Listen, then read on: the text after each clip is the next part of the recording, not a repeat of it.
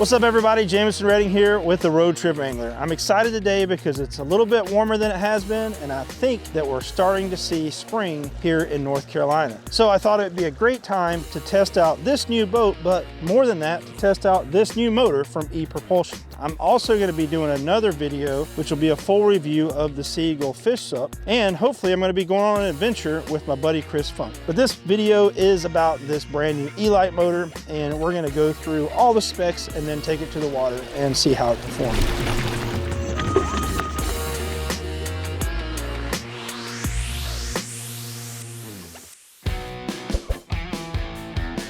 Real quick before I jump into the specs, let's just take a look at what comes in the box. That is actually the box right there. You get a little travel bag. You get the user manual and the quick start guide. You also get a little Allen key, which I'll show you what that's for in just a second. And you get 2 of these wrist strap kill switches. They are magnetic. You get the charger. There's also a couple of options on the website for a 12-volt charger and a solar charger. You get the quick release mount. So this is actually the transom mount, and you'll see this little dial here, this little round part. That is how the motor attaches to it. The battery is in here. I don't know of any other motor that has the battery built in. Now, the handle itself is adjustable. I've got it in the lock position, which is also a carrying handle for the motor. And you can adjust the height of how this sits on your transom. So you've got a little bit of adjustment here, and it's keyed or has screw holes, and you just use that Allen key to basically loosen this and move it up and down to give you the height that you need for your particular boat.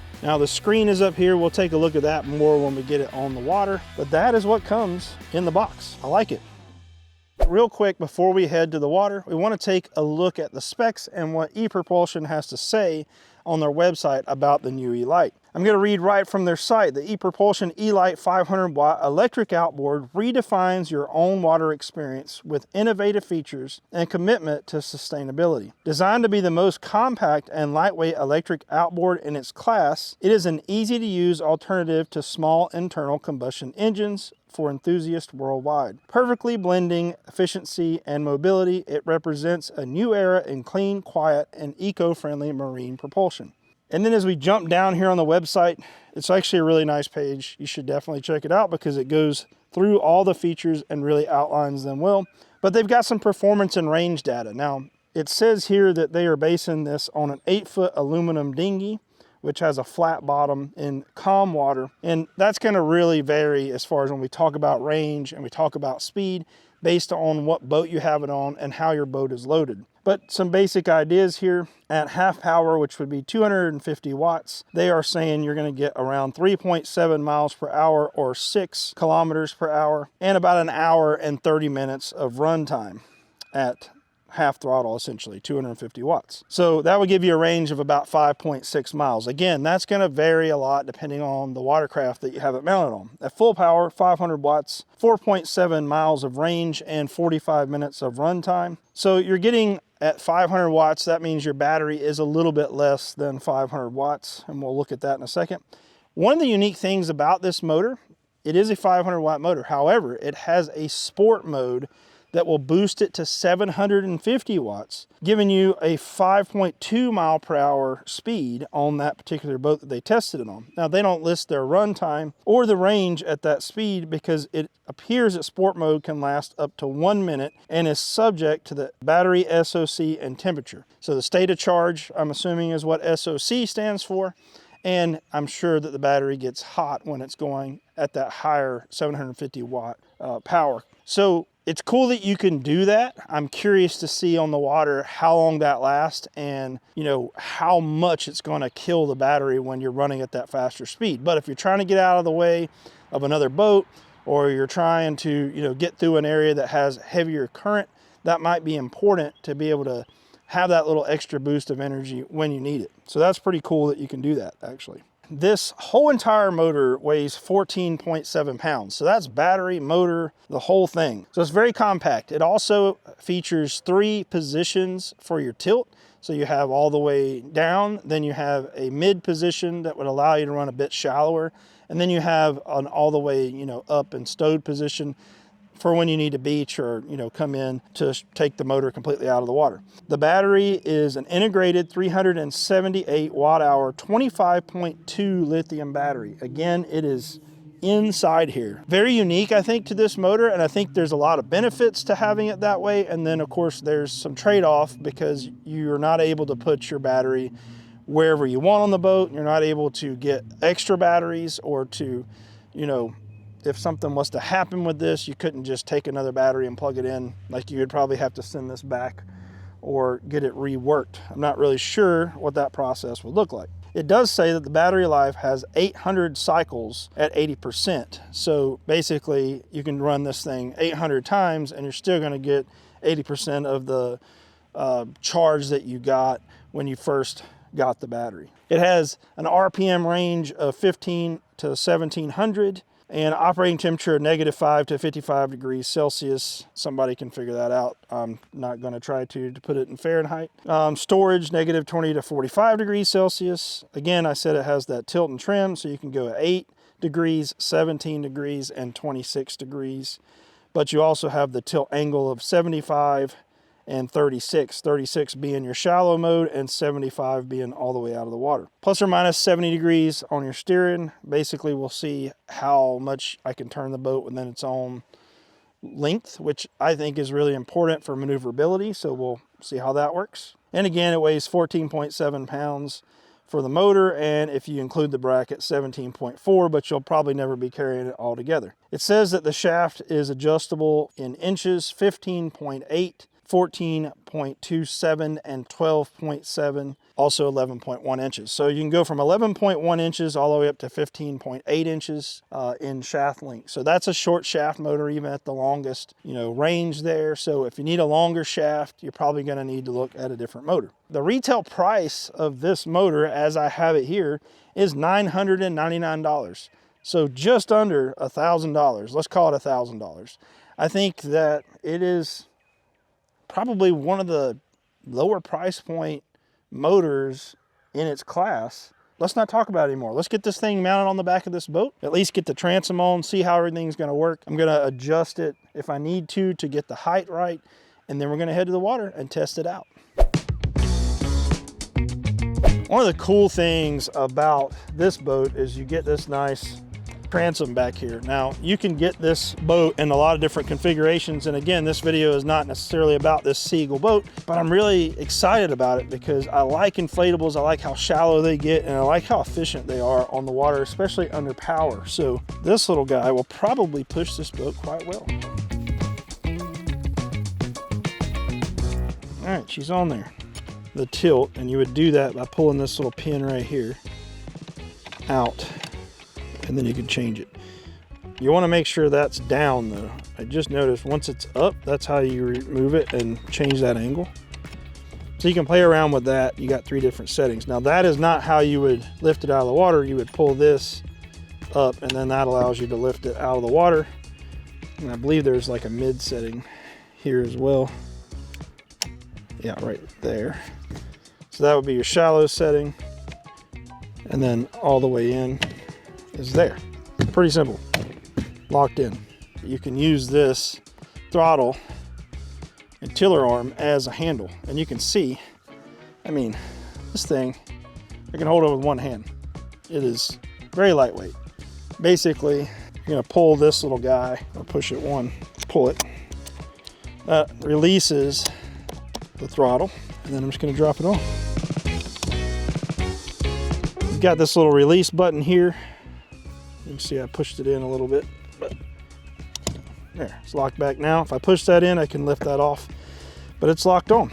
It does not get any simpler than that.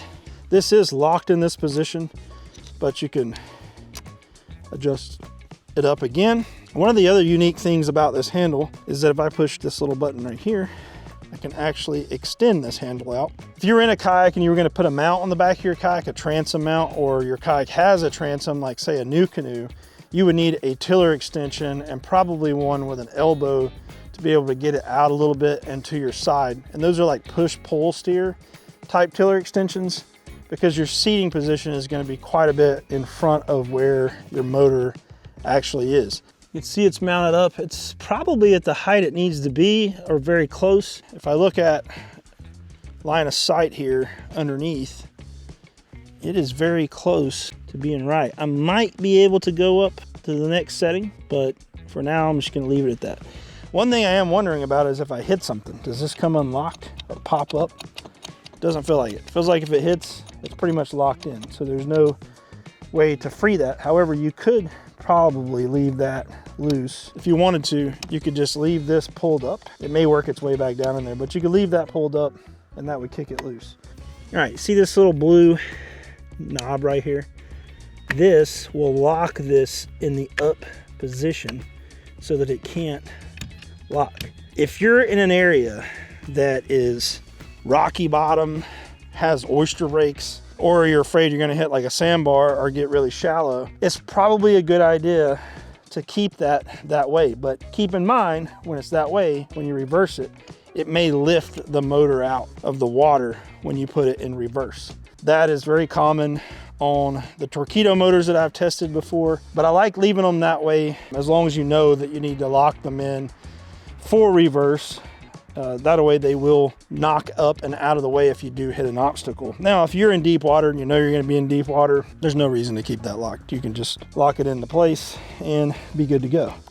I do like that the throttle has some locked positions. I say throttle, I'm talking about the arm here. And it's very simple, turn one way for reverse, but you've got reverses this way and this way for forward. So that is pretty simple. You have the lock positions, but you can also twist that so that this is free to move for your comfort, which I actually like that. I think that locking it into, you know, I don't know if I'd want it in that fixed position. I think I would want to be able to adjust it, put it out of the way. So you just pull this out and twist it, and then it locks into that kind of free position so that you can move this up and down. Yeah, some cool stuff going on here. So let's put this in the truck and head to the water, I think.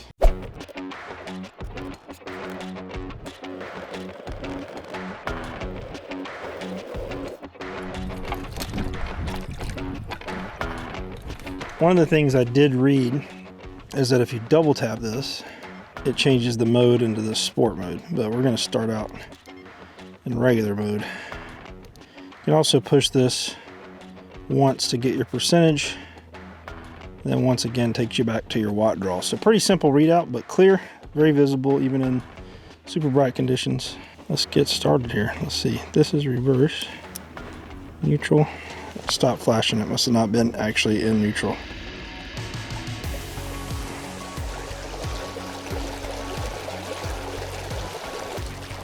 About 100 watts right now.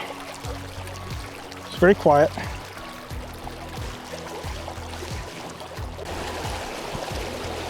So 500 watts right there. 326. And you can see as soon as that thing pulls, it's gone. This is too short, but that's an easy fix. Just need a piece of line to make that a bit longer. It's just long enough to reach the handle. So the second I pull my arm up like that, it comes off, which I could see being a bit annoying when you're just trying to move a little bit in the seat or change the seating position. But yeah, let's see how this thing goes.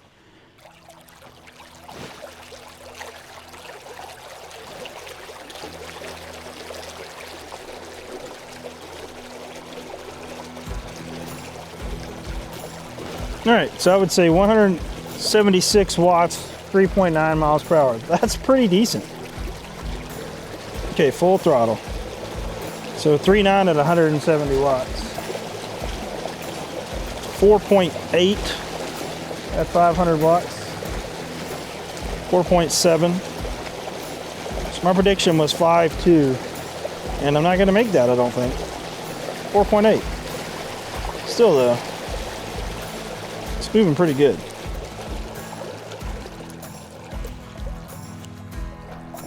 Let's check the maneuverability a bit here. It was getting pretty shallow, but Yeah, I mean, you can definitely turn this thing around in its own circle, no problem. You can see, like, you can turn this all the way over and all the way back over. So no issues there at all. One of the things I want to check right now is sport mode. Whoa, noticeable difference. 751 watts. Noticeable difference. We hit that 5.2, come on. You can do it.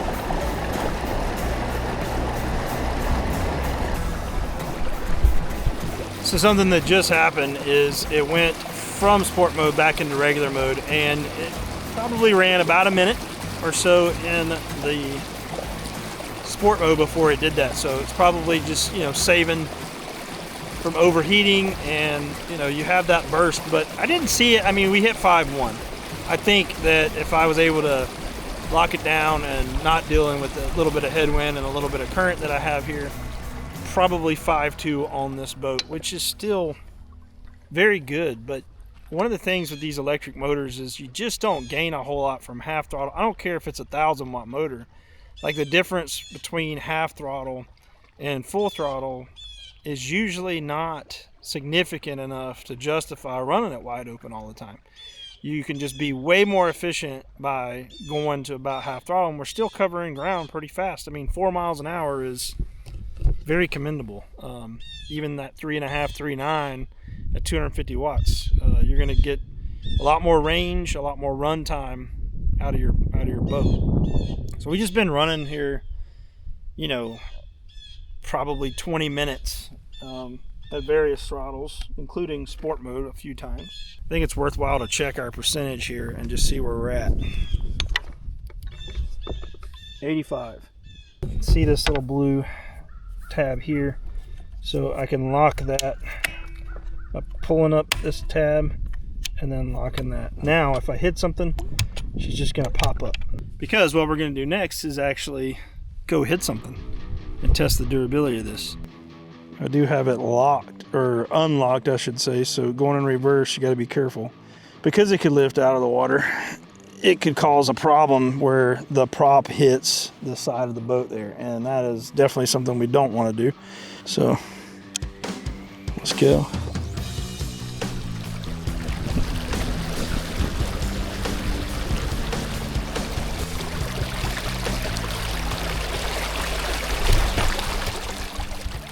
You hit it and it just kicked up. It did give me this E25 error. So I'll go back to neutral and see what I gotta do to clear this. All right, so I hit something and it cut off. Let's turn it down, turn it off, turn it back on. Yeah. So that's interesting. I'm gonna see if I can do it one more time. I don't know if you guys saw that, but it kicked up like it should. Didn't hit it super hard. I mean, it's wood and it's been underwater, so it went over it like it's supposed to. But it did go into like an error mode. It said E23, I believe is what it was, which I'm sure is to keep you from just pounding the bottom and breaking your prop and everything else. So probably a safety feature there, to where if you hit something. But I did have to turn the power off and back on. And now I'm trying to find my stump again. There it is. Let's see if I can nail it. All right, here we go. Let's see what happens. That time, it just kept it going. So I don't know what caused it to cut off, or maybe it hit the prop a certain way and stopped it from spinning, and it kept from breaking, you know, the pin, which I'm sure it has in the prop. But yeah, I mean, I hit it twice, and she's still working. Let's see if there's any visible damage.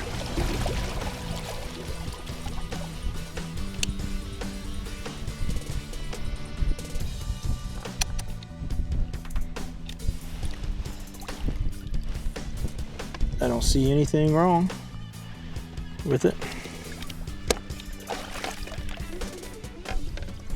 So, I mean, we've tested the durability, we've tested the speed, we've tested the maneuverability. I think it's time to pack it up, head back to the house, and just go through kind of my final thoughts on this motor. So we'll take a look at that right now. We're gonna head back. One of the first things I want to talk about is speed. Now, I've touched on this a bit already, and I was actually pretty impressed with a 500 watt motor on here. It's really about where I expected. Now, I had never had this boat on the water, so I don't have really anything to compare it to as far as other motors and how efficient this hull. I can tell you that most inflatables are pretty efficient hulls, and that you probably won't see a huge difference even if you go to a kayak hull from what this inflatable does, even though this is efficient. We're talking small amounts of increase in speed. Now, of course, that makes a big difference percentage-wise when you're talking about a top speed of 5 miles per hour. If your top speed in a kayak, for example, is only 4.5, that's a big difference in speed relative to how fast you're able to go at full speed. But let's go over what I was able to get on this FishSup 1210 out on the water. At 176 watts, or just under 200 watts there, I was seeing speeds of 3.7, 3.8 miles per hour. And that's pretty good. Now, I did have a little bit of wind pushing me, so I would say anywhere from 3.5 to 3.7 on calm water is what you would expect on a boat like this, or a lightweight flat bottom style boat. In a kayak, I would expect to see that number just a touch lower, but again, you're not gonna be talking about a massive difference there. Now, when I creeped up to 250 watts, I saw that speed increase slightly into the low 4s, so around 4.1 or so. And when I went all the way up to 500, I was able to see that number shoot up to around 4.7 to 4.9 miles per hour. I really kind of expected it to break 5 at that 500 watt mark, but I really don't know what I was basing that on. I was just kind of guessing that it might with this very lightweight inflatable watercraft.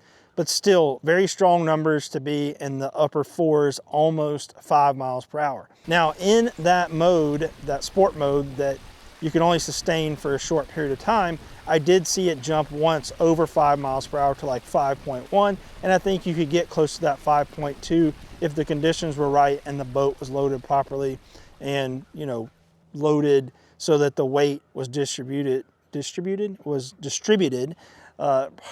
throughout the boat properly. So that sport mode will give you a little bit more power. Where I really noticed it is when I took off, you had more torque with that 750 watt sport mode. And I think if you were really trying to like push up a swift current or something, that's where that would come in handy, or you just needed to get a minute of a little bit more speed out of it. For the most part, I think you're gonna wanna cruise at around that 3.5 to 4 miles an hour. You're gonna be using less watts and you're gonna have a lot more battery life. So overall, just to recap, I thought the speed was right where it should be, and it did very well for what we have here, which is a 500 watt motor.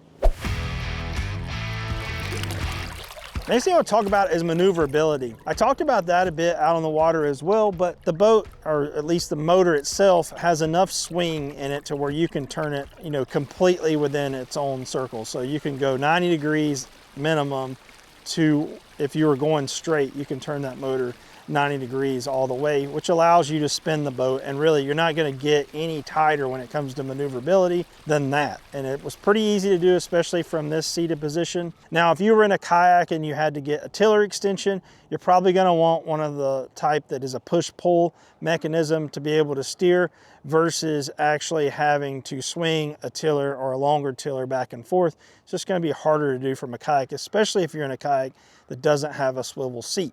So keep that in mind if you're going to be putting this on the back of a kayak or a canoe that has a transom and you want to be able to face forward or sit further forward in the boat, that you'd want to look at some tiller extension options and just lengthen that magnetic kill switch so that you can sit where you need to in the boat. But I think that would be a great option and pretty easy to do. I want to talk about fishability for a second. Now, I know this isn't a boat, and I'm not really talking about how it fishes like I would a vessel, but where I see a lot of value, and again, I'll expound on value here in a minute, but where I see a lot of value in the fishing aspect of this is when it comes to electric outboards, you can really use your outboard like you would a trolling motor. Now, if you have a gas outboard on the back, you're not going to want to crank that or leave it running necessarily to make small transitions or small movements and corrections when it comes to boat position while you're on the water. It's going to make a lot of noise. You're going to have to pull start it or let it sit there and run and waste gas. With an electric motor like this, you can simply stop, turn it on very little, and it stays on and powered up and ready to use, but you're not really using any of that battery life when you're not in motion. And if you need to make small corrections or even, fight the wind or fight a little bit of current with it to hold your boat position, it's going to be really easy. And then you don't need that additional motor a lot of times when it comes to like a bow mount or a GPS spotlight style trolling motor. So I think there's a lot to be said about these electric outboards when it comes to being able to position your boat and hold position, and then also be able to power to another fishing spot. And it makes it a lot simpler than trying to have multiple motors and things like that. Moving on, I want to talk about the rigging on this. It does not get any easier than this particular motor when it comes to rigging. There are a lot of different electric motors available now, and some of the ones that I've used, like the Torqeedos, the Newport vessels, and now the ePropulsions, all have similar motors in some of the same categories. For example, the kayak motor that I use on the back of my kayak, like the Newport and the Torqeedo, those are mounted to the 4-bolt hole pattern that was started actually by power pole, and you would rig some type of foot control steering to be able to steer those motors. Now, transom mounted motors, like they all have them as well. ePropulsion has a bigger one, Torqeedo has one, and so does Newport. Those usually have a battery that can drop on or mount to the actual motor itself, or you might even have a separate battery somewhere else on the vessel and have it wired into the motor. And then you're able to steer using the same type of steering handle that you have here, just a transom mounted with a steering handle. You could even remote steer if you wanted to rig up some type of stick steer system or foot control system as well. But you still have a battery that is removable, and you're able to plug that in or unplug it as needed. And most of those also have a throttle. Even though it's built into the handle, that throttle is also removable, and you have to connect it or make those wired connections. So there's a little bit more process. Another thing you have to do is take those motors right off the transom, the entire mount that's on the transom. So you unscrew the two, usually wing knob type screws that connect it to that transom, and you lift the whole motor with the bracket and everything off the back of the transom. What makes this one super unique when it comes to rigging is it literally is a couple of parts in the box. You're getting the charger, the battery's built into the motor, so you have the motor and battery as one piece. The throttle's built in, all one piece, and the only other piece or part that you really have is that transom mount. And once you mount that, you're able to just click this into place by dropping it on. It self-clicks, and you want to take it off, you push a little button, and you just lift it right off, and you leave that mount. So there's no screws to deal with, no wing knobs. You lift the whole thing off, you use the handle or the steering as the handle, and you carry the whole motor, battery, and everything in to charge it. And it only weighs about the same or even less than the batteries from some of the other manufacturers. Now, there's a bit of trade-off here when it comes to that riggability. You're limited on your battery life to what is here inside the unit itself. You can't, to my knowledge, hook up any kind of external battery or have a spare battery out there with you on the water. This is what you have. So if something went wrong, and I'm not saying that it would because I experienced no issues with it on the water, but if you needed to replace a battery or you had an issue, you'd likely have to send this in and have it worked on to get that done. There's a trade-off there. This is super easy and very convenient to be able to use anywhere really quickly and install on any boat really quickly and easily, but you just lose the ability to control your battery life and to be able to add more batteries or wire it up to external batteries or even purchase more battery options. I would like to see some type of way to add some power through maybe the charging port so that you could have an external battery pack and increase your range if you wanted to, and maybe purchase that as a separate item. value, I look at like what you're getting for what you're paying. And at $999 for everything you need to get on the water in literally minutes, you really can't beat this. You can put this on any boat that has a transom mount or has a transom adapter and be on the water in a few minutes. And it is so simple and so easy to use. The screen is really clear. It gives you the information you need, like your watt draw and your battery percentage life, and whether or not you're in forward, neutral, reverse. It also allows you to switch over to the sport mode. So it's very simple in build, which gives you that great price point. Now, you don't have things like built-in GPS that you're gonna get on the Torqeedo motors, but that's gonna also come at a price. So I think this is built very well. It's very clean, it's easy to read, it's easy to use, and I think the value is really there, especially if you're someone looking for a simple option to be able to power your boat and not break the bank. Before I talk about who I think this motor is for, I really wanna jump in just to some of the pros and cons that I see. Pros, again, super lightweight, very simple to install, very simple to use, pretty straightforward. Really don't need the instructions here. I mean, it's a lot of fun and it's really easy to figure out how to use this. And there's a lot of functionality built into it, like being able to extend the handle there to steer with, the way it's intuitively one direction goes forward, one direction goes in reverse. I like how quick and easy it is to take off the transom. The trade-off is that you are stuck with whatever battery power is in here, and you really got to manage that throughout the day. You don't have GPS, but you're also not paying for that function. You're saving a lot of money there. There are some things that could be done very easily, like developing a different mount that would click into here so that you could use foot control steering on a kayak and still mount this on the back of the kayak. Would be really easy for them to figure out. Also, I think it would be easy, or it should be pretty easy, to be able to add more power to this by plugging it in through the charge port, potentially. So I think there's a couple of things that could be done to really expand what this unit is capable of and where it would shine. But I am just really impressed with how simple it is to use and how easy it is to put on the boat.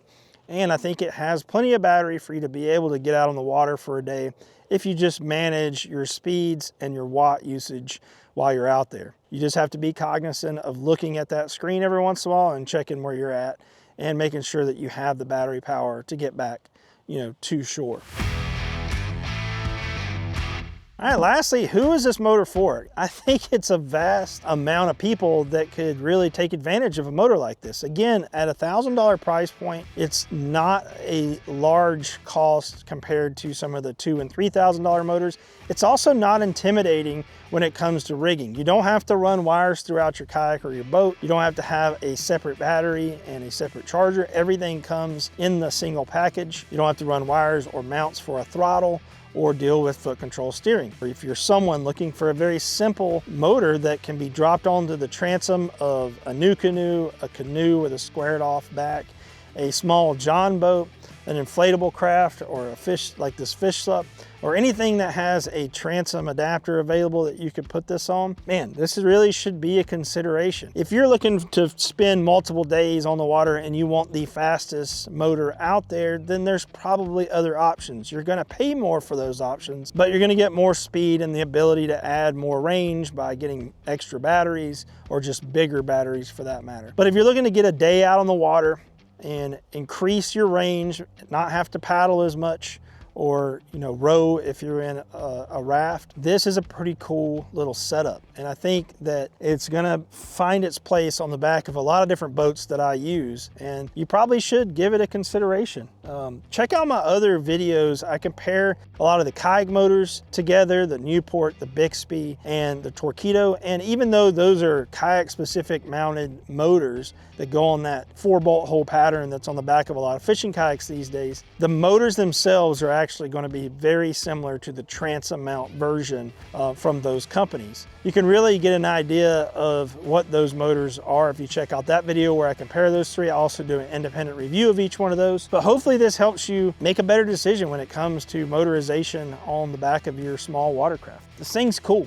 I like it. I'm gonna be using it quite a bit, and I think it probably is one of the best options for this Fish Sup 1210. Yeah, I don't really have anything else to say. As always, thanks for watching.